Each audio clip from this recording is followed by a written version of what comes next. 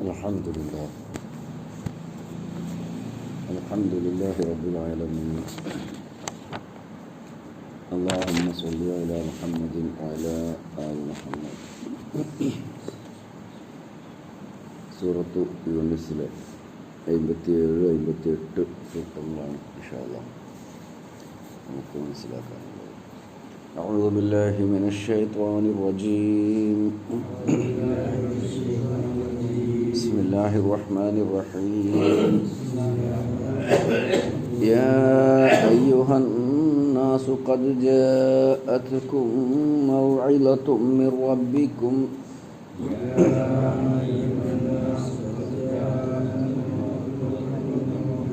وشفاء لما في الصدور وهدى ورحمة للمؤمنين.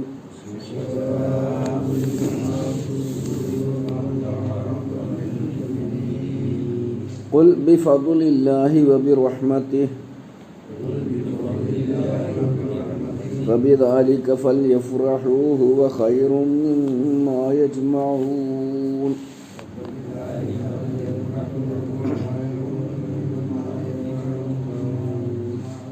يا أيها الناس അല്ലയോ മനുഷ്യരെ, ഖദ് ജാഅത്കും തീർച്ചയായും നിങ്ങൾക്ക് വന്നു,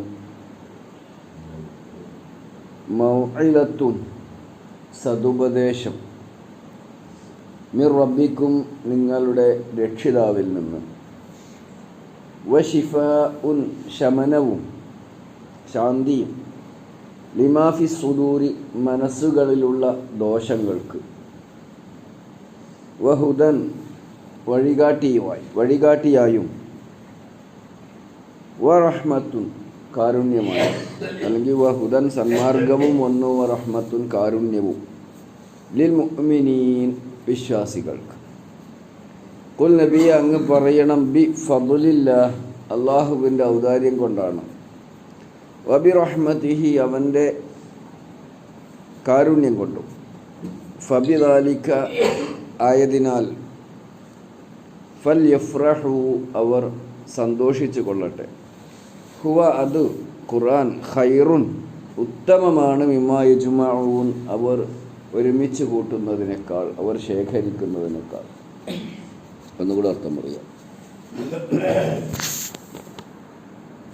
യാ അയ്യുഹന്നാസ് അല്ലയോ മനുഷ്യരെ, ഖദ് ജാഅത്കും നിങ്ങൾക്ക് വന്നെത്തിയിട്ടുണ്ട്, തീർച്ചയായും നിങ്ങൾക്ക് വന്നു കിട്ടിയിട്ടുണ്ട്, വന്നെത്തിയിട്ടുണ്ട്, മൗഇലത്തും മിർ റബ്ബിക്കും നിങ്ങളുടെ നാഥനിൽ നിന്നുള്ള, രക്ഷിതാവിൽ നിന്നുള്ള മൗഇലത്ത് ഉപദേശം, വശിഫാഉൻ ശമനവും, ലിമാഫി സുദൂരി മനസ്സുകളിലുണ്ടാകുന്ന ദോഷങ്ങൾക്ക് ശിഫയുമാണത്, വഹുദൻ വഴികാട്ടിയുമാണ്, നേർമാർഗവുമാണ്, വറഹ്മത്തുൽ ലിൽ മുഅ്മിനീൻ മുഅ്മിനുകൾക്ക് കാരുണ്യവുമാണ്. ഖുൽ നബിയെ അങ്ങ് പറയുക, ബി ഫദ്ലില്ല അല്ലാഹുവിൻ്റെ ഔദാര്യം കൊണ്ടാണത്, അല്ലാഹുവിൻ്റെ ഔദാര്യം കൊണ്ട് ലഭിച്ചതാണ് എന്നർത്ഥം, വബി റഹ്മതിഹി അവൻ്റെ കാരുണ്യം കൊണ്ടും, ഫബിദാലിക ആയതിനാൽ അതുകൊണ്ട്, ഈ ഖുർആൻ ലഭിച്ചത് കൊണ്ട്, ഫൽയഫ്രഹു അവർ സന്തുഷ്ടരാവണം, അല്ലെങ്കിൽ സന്തോഷവാന്മാരാകണം, ഹുവ ഖൈറുൻ അത് ഉത്തമമാണ്, അത് വിശിഷ്ടമാണ്, മിമ്മാ യജ്മഊൻ അവർ ശേഖരിക്കുന്നതിനേക്കാൾ, അല്ലെങ്കിൽ അവർ സമ്പാദിക്കുന്നതിനേക്കാൾ. ഖുർആൻ ഉപദേശമാണ്, ഉപദേശമായി വന്ന് കിട്ടിയതാണ്. മൗഇലത്ത് വഅള് എന്നുണ്ടായിരുന്നുണ്ടായിരുന്നു, വഅള എന്ന് പറഞ്ഞാൽ ഉപദേശിച്ചു. ഉയർന്ന പദവിയുള്ള ഒരാൾ അദ്ദേഹത്തെക്കാൾ അല്പം കുറഞ്ഞ പദവിയുള്ളവർക്ക് നൽകുന്നതാണ് യഥാർത്ഥത്തിൽ ഉപദേശം. പിന്നെ വസിയ്യത്ത് എന്ന് പറഞ്ഞിട്ട് മറ്റൊരു തരത്തിലുള്ള ഉപദേശമുണ്ട്, എല്ലാവരോടും നിർവഹിക്കുന്നതാണ് വസിയ്യത്ത് എന്ന് പറയുന്നത്. ഇവിടെ മനുഷ്യരെ നിങ്ങൾക്ക് നിങ്ങളുടെ റബ്ബിൽ നിന്നുള്ള ഉപദേശമാണ് വരുന്നത്.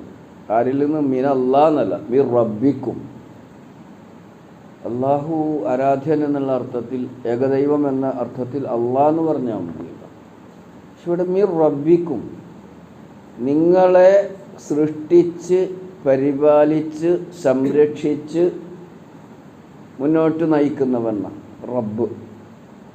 മിനല്ലാ എന്ന് പറഞ്ഞ ആശയം പൂർണ്ണമാണ്. അള്ളാഹുവിൻ്റെ ഏകനാമമാണ് അല്ലാഹ്, അള്ളാഹുവിൻ്റെ സത്താനാമമാണ് അല്ലാഹ്. പക്ഷേ ഇവിടെ അള്ളാഹുവിൻ്റെ വിശേഷണമായ റബ്ബ്, ആ റബ്ബ് എന്ന് പറയുന്നതിലൂടെ മനുഷ്യൻ അവൻ്റെ സന്ദേശം സ്വീകരിക്കാൻ ബാധ്യതയുള്ളവനാണ് എന്നൊരു സൂചന കൂടിയുണ്ട്. അതുകൊണ്ട് റബ്ബ് എന്ന് പറഞ്ഞത്. റബ്ബ് എന്ന് പറഞ്ഞാൽ ആരാണ് യഥാർത്ഥത്തിൽ നമുക്കൊക്കെ ജീവിക്കാൻ എന്തൊക്കെ ഈ ദുനിയാവിൽ ആവശ്യമുണ്ടോ അതൊക്കെ നേരത്തെ സംവിധാനിച്ചവൻ. വായു വേണം, വെള്ളം വേണം, വെളിച്ചം വേണം, രാപ്പകലുകൾ വേണം, ഭൂമിയിൽ നമുക്ക് ഒരുക്കി വെച്ചിട്ടുള്ള അന്നം ഭക്ഷണങ്ങൾ വേണം. എന്തൊക്കെ നമ്മുടെ ജീവിതത്തിന് ഇവിടെ സുഗമമായിട്ട് ആവശ്യം. പരസ്പര സഹായം സഹകരണം വേണം, സുരക്ഷിതത്വം വേണം, ബുദ്ധി വേണം, എല്ലാം അതൊക്കെ കൂടി ഉൾപ്പെടുത്തിയാണ് റബ്ബ് എന്ന് പറഞ്ഞിരിക്കുന്നത്. അപ്പോൾ നിങ്ങളുടെ റബ്ബിൽ നിന്നുള്ള മൗഇദത്ത്, വഅലെന്നും മൗഇദത്ത് എന്നാൽ ഉപദേശം, നിങ്ങൾക്കിതാ വന്നെത്തിയിട്ടുണ്ട്. ഓ മനുഷ്യരെ, മനുഷ്യർക്കാണ്. ഖുർആൻ നമ്മുടെ സ്വകാര്യ സ്വത്തൊന്നുമല്ല, ഇത് മനുഷ്യർക്കുള്ളതാണ്. മുസ്ലിം അല്ലാത്ത ഒരാൾ ഒരു ഖുർആൻ പരിഭാഷ ഉണ്ടാകുമോ പള്ളിക്ക് എനിക്കൊന്ന് വായിക്കാൻ തരാമെന്ന് പറഞ്ഞാൽ ഉടനെ കൊടുത്തോളണം. അത് പള്ളീൻ്റെ മുതലാണ്, അത് നിങ്ങൾക്ക് വായിക്കാനുള്ളതല്ല, അത് അവിടെ വരുന്ന മുഅ്മിനീങ്ങൾക്കുള്ളതാണ്, മുസ്ലിമീങ്ങൾക്കുള്ളതാണെന്നുള്ള വാദഗതിയൊന്നുമില്ല. പള്ളിക്ക് ഖുർആൻ പരിഭാഷ ഉണ്ടോ, എനിക്കതൊന്ന് വായിക്കണം, അല്ലെങ്കിൽ അതിലെ ഇന്ന അധ്യായത്തിൻ്റെ വിശദീകരണം എനിക്കൊന്ന് അറിയാൻ താല്പര്യമുണ്ട്, എന്നാലും അതിൻ്റെ ആൾ പ്രസംഗം കേട്ടു, അതൊന്ന് കൂടുതൽ അറിയാൻ താല്പര്യമുണ്ടെന്ന് പറഞ്ഞാൽ ഉടനെ കൊടുക്കണം. അതിനുള്ളതാണ് ഖുർആൻ. നമ്മൾ പണ്ടൊക്കെ തെറ്റിദ്ധരിച്ചതുപോലെ അത് മുസ്ലിമീങ്ങളല്ലാത്തവർ തൊട്ടാൽ കണ്ണ് പൊട്ടും, അതൊക്കെ അബദ്ധം, നമ്മളെ അബദ്ധം കൊണ്ട് പറഞ്ഞു പോകുന്നതാണ്. അത് വളരെ രസകരമായി അവതരിപ്പിക്കുന്ന ആലങ്കോട് ലീലാകൃഷ്ണനെ പോലെയുള്ള ആൾക്കാരുണ്ട്, സാഹിത്യകാരന്മാർ. അദ്ദേഹത്തിൻ്റെ സുഹൃത്തുക്കളൊക്കെ അദ്ദേഹമൊക്കെ മുസ്ലിമികൾ എന്നോട് പറയുമായിരുന്നു കണ്ണു പൊട്ടുമെന്ന് എന്നൊക്കെ തമാശയായിട്ട് പല പ്രസംഗങ്ങളിൽ അയാൾ പറയുന്നത് കേട്ടിട്ടുണ്ട്. പക്ഷെ പിന്നീട് അദ്ദേഹം അത് വാങ്ങി വായിച്ചു എന്ന് അദ്ദേഹം തന്നെ പറയും, അത് അറിവില്ലായ്മ കൊണ്ട് പറഞ്ഞത് നമ്മൾ ആൾക്കാർ അങ്ങനെയൊക്കെ ഉണ്ട്. അപ്പോൾ ഖുർആൻ ആർക്കുള്ള യാ യുഹന്നാസ് വെച്ചിട്ടാണ് മനുഷ്യൻ. നബി സല്ലല്ലാഹു അലൈഹി വസല്ലം മക്കയിൽ വരുമ്പോൾ ആരാ അവിടെ ഉള്ളത്? നബി മാത്രമേ ഉള്ളൂ മുഅ്മിനായിട്ട്, മുസ്ലിമായിട്ട്. പിന്നെ ഖദീജ റളിയല്ലാഹു അൻഹ, പിന്നെ അബൂബക്കർ സിദ്ദീഖ്, അബൂബക്കർ അല്ലെങ്കിൽ അലി റളിയല്ലാഹു അൻഹു, അബൂബക്കർ സിദ്ദീഖ്, ഇങ്ങനെയാണല്ലോ. പിന്നെ ബാക്കിയുള്ളവർ ഒന്നും മുസ്ലിമീങ്ങളായിട്ടില്ലല്ലോ. എല്ലാവരും ബഹുദൈവത്വത്തിലുള്ള, അല്ലെങ്കിൽ എന്താണ് നേർമാർഗം എന്ന് അറിയാത്തവരായിട്ടുള്ള, ബഹുദൈവത്വത്തിൽ അകപ്പെടാത്ത, നേർമാർഗം എന്താണെന്ന് അറിയാത്ത. നബി സല്ലല്ലാഹു അലൈഹി വസല്ലം നേരത്തെ അങ്ങനെ ആയിരുന്നല്ലോ. അപ്പോൾ വജദക ളാല്ലൻ, വഴി അറിയില്ല, എന്നാൽ ബഹുദൈവത്വത്തിൽ പെട്ടിട്ടുമില്ല, വഴി അറിയാത്തവനായി ളാല്ലായിരുന്നു. അത് ഖുർആൻ തന്നെ പറയുകയാണല്ലോ. അപ്പോൾ ഇത്തരം ജനങ്ങളെയാണ് പിന്നീട് 23 വർഷക്കാലം കൊണ്ട് നബി സല്ലല്ലാഹു അലൈഹി വസല്ലം അള്ളാഹുവിൻ്റെ കാരുണ്യത്തിലൂടെ മാറ്റിയെടുത്ത് അറേബ്യൻ ഉപഭൂഖണ്ഡം മുഴുവനും ഇസ്ലാമിൻ്റെ കീഴിൽ കൊണ്ടുവന്നത്. യാ യുഹന്നാസ് ഖദ് ജാഅതുക്കും മൗഇദത്തും മിർ റബ്ബിക്കും. അങ്ങനെ ജനങ്ങൾക്ക് മൊത്തമായിട്ടുള്ള ഉപദേശ നിർദ്ദേശങ്ങളാണിത്. ഉപദേശം എന്ന് പറഞ്ഞാൽ വേണമെങ്കിൽ സ്വീകരിക്കുക, വേണമെങ്കിൽ തള്ളിക്കളയാന്നല്ല, അള്ളാഹിൻ്റെ ഉപദേശം. ഇന്നതാണ് നിങ്ങൾ ചെയ്യേണ്ടത് എന്ന് നിങ്ങളുടെ നന്മക്ക് വേണ്ടി പറഞ്ഞു തരികയാണെന്ന് അർത്ഥം. ഷിഫാഉൻ, പിന്നെ ശമനമാണ്. ഷിഫ രോഗശാന്തി, രോഗശമനം. ലിമാഫി സുദൂരി, മനസ്സുകളിലുള്ളതിന്. അപ്പോൾ ചില ആൾക്കാരൊക്കെ വിചാരിച്ചത് മനോരോഗത്തിനുള്ള ചികിത്സ. ഒരു ഹദീസിലുണ്ട്, റസൂൽ സല്ലല്ലാഹു അലൈഹി വസല്ലം പറഞ്ഞിട്ടുണ്ട്, അലൈക്കും ബിശിഫാഇനി അൽ ഖുർആനു വൽ അസലു, അൽ അസലു വൽ ഖുർആൻ. അലൈക്കും ബിശിഫാഇനി, നിങ്ങൾക്ക് 2 ഷിഫയുണ്ട്, 2 ഷിഫ, രോഗശാന്തി. ഒന്ന് അൽ അസലു, ഒന്ന് തേനാണ്. അത് നല്ലൊരു മരുന്നാണ്. സൂറത്തുൽ നഹ്ൽ 67-ാമത്തെ ആയത്തിൽ വരുന്നുണ്ടല്ലോ അത്. പിന്നെ ഖുർആനാണ്. ഈ ഖുർആൻ എന്തിനുള്ള ഷിഫയാണ്? അപ്പോൾ പല ആൾക്കാരും വിചാരിച്ചു തേൻ എന്താ ചെയ്യൽ? തേൻ നമ്മൾ കുടിക്കുക ചെയ്യുക, അല്ലെങ്കിൽ പൊള്ളിയെടുത്ത് തേക്കുക ചെയ്യുക. അപ്പോൾ ചില ആൾക്കാർ വിചാരിച്ചു ഖുർആനും കുടിച്ചാൽ മതി. അപ്പോൾ എന്താ പിന്നെ അതിനുള്ള ഖുർആൻ കുടിക്കാൻ എങ്ങനെ? അപ്പോൾ ഖുർആൻ കരിച്ചിട്ട് അതിൻ്റെ കരി കലക്കി കുടിക്കുക, അല്ലെങ്കിൽ പ്ലേറ്റിൽ എഴുതിയിട്ട് അത് അതിൻ്റെ മഷി കണ്ടക്കണ്ടായിരുന്നു. നിങ്ങൾക്കൊന്നും അറിയണ്ട, കുട്ടികൾക്ക് നമുക്കൊക്കെ അറിയണ്ട, കുട്ടികൾക്ക് അറിയാത്തതാവുള്ളൂ. പ്ലേറ്റിൽ അക്ഷരം അങ്ങോട്ടും ഇങ്ങോട്ടൊക്കെ മാറ്റിയിട്ട് ഉസ്താദിന് തോന്നിയ മാതിരിയൊക്കെ അറബിയിൽ ഇങ്ങനെ എഴുതി കറുത്ത ജാതി മഷി അത് കലക്കിയിട്ടാണ് കുടിച്ചു. അതോടുകൂടി പള്ളൻ്റെ ഉള്ളിലുള്ള സോക്കോടെ കൂടി പുറത്തിയാകും. അത്രയും വൃത്തികെട്ട, അത്രയും രോഗമായിരുന്നു. ഞാനൊക്കെ പ്ലേറ്റ് എഴുതി കൊണ്ടുപോയി കൊടുത്തിട്ടുണ്ട് എൻ്റെ വല്യപ്പാക്കൊക്കെ. ഉസ്താദിൻ്റെ അടുത്ത് നിന്ന്. എന്തിനാണ് ഒറ്റക്ഷരത്തിൽ ഇത് വായിക്കാൻ കിട്ടാത്ത മാതിരി ഉറക്കം എഴുതുന്നത് വേറെയുണ്ട്. ആ പിഞ്ഞാണെഴുത്ത് പിഞ്ഞാണെഴുത്ത് പൊട്ടണില്ല. ആ അങ്ങക്കൊക്കെ അറിയാലോ മാഷാ. അങ്ങനെ ഒരു കാലം ഉണ്ടായിരുന്നു നമുക്ക്. ഉറക്കം എഴുതി കൊണ്ടേ കൊടുക്കുക, അല്ലെങ്കിൽ പിഞ്ഞാണ് എഴുതി കൊടുക്കുക. എന്നിട്ട് അത് കലക്കിയിട്ട് അത് ഈ കറുത്തൊരു തരം മഷിയാണ്, ഇന്നത്തെ മഷിയല്ല. അത് കുടിക്കുകയാണ്. ഒന്ന് ആലോചിച്ച് നോക്കുകയാണ് അതിൻ്റെ ഗൗരവം എത്രയാണെന്നുള്ളത്. എന്തൊക്കെ കെമിക്കൽ ചേർത്ത സാധനമാണ് അവർ. അപ്പോൾ ഇത്തരത്തിൽ ഷിഫായിട്ട് അങ്ങനെ മനസ്സിലാക്കി തേൻ കുടിക്കണ മാതിരി ഇതും കുടിച്ചാലോ എന്ന് തെറ്റിദ്ധരിച്ചതായിരിക്കണം. ഷിഫയല്ലേ? എന്തിനുള്ള ഷിഫയാണിത്? രോഗശമനമാണ്, ഷിഫയാണ്. ലിമാഫി സുദൂറി, മനസ്സുകളിലുള്ളതിന്. ഈ മനസ്സുകളിൽ മനോരോഗം മാത്രമല്ലല്ലോ ഉണ്ടാവുക, ശിർക്കൊരു രോഗമാണ്. കുഫർ, ദൈവനിഷേധം, പ്രവാചക നിഷേധം, ആൾക്കാരെ അവഹേളിക്കുക, നിന്ദിക്കുക, പരിഹസിക്കുക, അസൂയ, പക, വഷളാക്കുക, വർഗീയതയോളം കൊടിയൊരു രോഗം വേറുണ്ട്. അപ്പോൾ ഇതിനൊക്കെ മനുഷ്യന് എന്താ മുഅ്മിനീങ്ങളിൽ, വിശ്വാസികളിൽ വർഗീയത ഇല്ലാത്തത്? മുസ്ലിമീങ്ങളിൽ എന്താ ഇല്ലാത്തത്? അവരിൽ ഖുർആനാകുന്ന രോഗശാന്തി അവരിൽ കുടികൊള്ളുന്നത് കൊണ്ട്, ആ നന്മയുള്ളത് കൊണ്ട്. അറിയില്ലെങ്കിലും അള്ളാഹ്ക്ക് അത് ഇഷ്ടമല്ല എന്നവർക്കറിയാം. ഇങ്ങനെ ലോകത്ത് വംശീയതയും വർഗീയതയും വിദ്വേഷവും പരമത ദേഷ്യവും യുദ്ധവും കൊലപാതകങ്ങളും എന്തെല്ലാം തിന്മകൾ, ഇതിനൊക്കെയുള്ള രോഗശമനം, ഇതിനൊക്കെയുള്ള ശമനമാണ് മനസ്സുകളിൽ ഉണ്ടാകുന്ന ഇത്തരത്തിലുള്ള അസ്വാസ്ഥ്യങ്ങൾക്ക്. ഇനി ഖുർആനിൽ നമ്മൾ അങ്ങോട്ട് ലയിച്ചു ചേർന്നാൽ മനസ്സിനുള്ള ഒരുപാട് അസ്വസ്ഥതകൾക്ക് സമാധാനം, ഒരുപാട് അസ്വസ്ഥത. കാരണം അള്ളാഹുമായിട്ട് അടുത്ത മാതിരി നമുക്ക് തന്നെ തോന്നുന്നു. അതാണ് വശിഫാഉ ലിമാ ഫിസ്സുദൂർ, മനസ്സുകളിലുള്ള രോഗങ്ങൾക്ക് ശാന്തിയാണ്, സമാധാനമാണ്. വഹുദൻ, വഴികാട്ടിയാണ്. എന്താ വഴികാട്ടി പറഞ്ഞാൽ വഴി അറിയാത്ത നബി സല്ലല്ലാഹു അലൈഹി വസല്ലം അല്ലായിരുന്നു എന്ന് ഖുർആൻ പറഞ്ഞല്ലോ. വഴി അറിയില്ല. അപ്പോൾ എന്താണ് വഴി എന്ന് അദ്ദേഹത്തിന് എങ്ങനെയാണ് ഇവിടെ നടക്കണമൊന്നും ശരിയല്ല എന്ന് അദ്ദേഹത്തിന് അറിയാം. പക്ഷെ എന്താണ് ശരിയെന്ന് അദ്ദേഹത്തിനിട്ട് അറിയില്ല. അപ്പോഴാണ് ഖുർആൻ ഇടപെട്ടത്. അവിടുന്ന് അങ്ങോട്ട് അദ്ദേഹത്തിന് വഴികാട്ടി ഖുർആനാണ്. ഏത് കാര്യത്തിലും അദ്ദേഹത്തെ നയിക്കുന്നത് ഖുർആനാണ്. അഥവാ അള്ളാഹ് നൽകിയ നിർദ്ദേശങ്ങളാണ് ഓരോ കാര്യത്തിലും. അതാണ് ഹുദ. വറഹ്മത്തുൻ, ഇത് വലിയ കാരുണ്യമാണ്. ഖുർആൻ വലിയ കാരുണ്യമാണ്. ഈ ഖുർആൻ അള്ളാഹ് നമുക്ക് നൽകിയിട്ടില്ലായിരുന്നുവെങ്കിൽ, എന്നിട്ട് അള്ളാഹ് നമ്മളെ പരീക്ഷിച്ച് ശിക്ഷിക്കുമെന്ന് അറിയിക്കുകയും ചെയ്തിരുന്നുവെങ്കിൽ എന്തൊരു കടുപ്പായിരുന്നു അത്. പറഞ്ഞു തന്നിട്ടില്ല.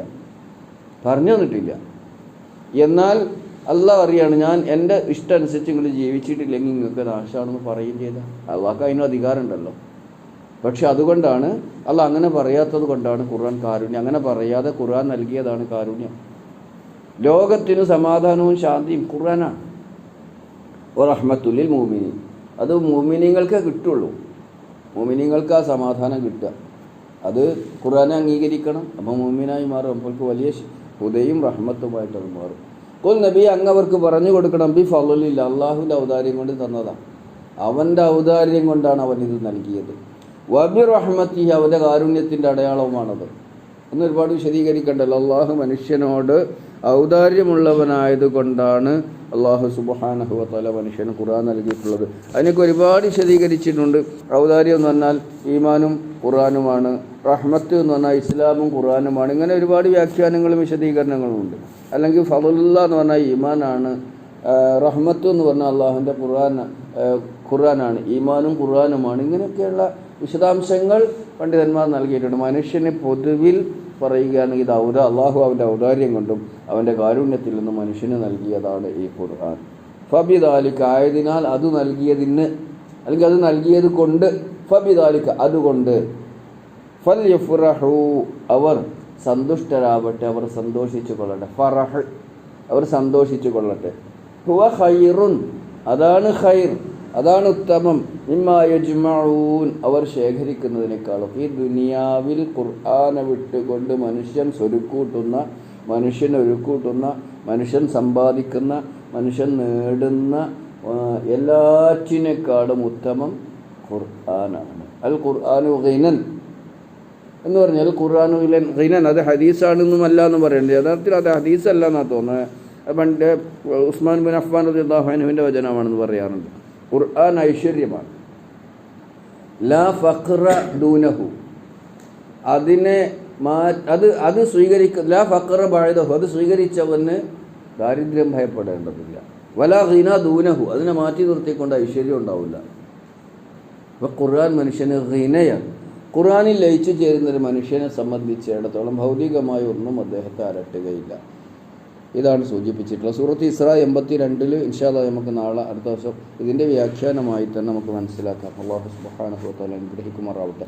നാളെ ഈ 2 ആയത്ത് ഒന്നുകൂടെ അർത്ഥം പറഞ്ഞ അടുത്ത ആയത്ത് കൂടി നമുക്ക് വിശദീകരിക്കാം. അപ്പോൾ നമുക്ക് സൂറത്ത് ഇസ്രായിൽ 82 ആയത്തിൽ ഖുർആൻ ഷിഫയാണ് എന്ന് പറഞ്ഞതും കൂടെ ഒന്നുകൂടെ നോക്കാം ഇൻഷാ അല്ലാഹ്. അല്ലാഹു സുബ്ഹാനഹു വ തആല ഖുർആൻ രണ്ടാമത്തെ സൂറത്തെ ആ അത് നബിദിനത്തെ തെളിവായിട്ട്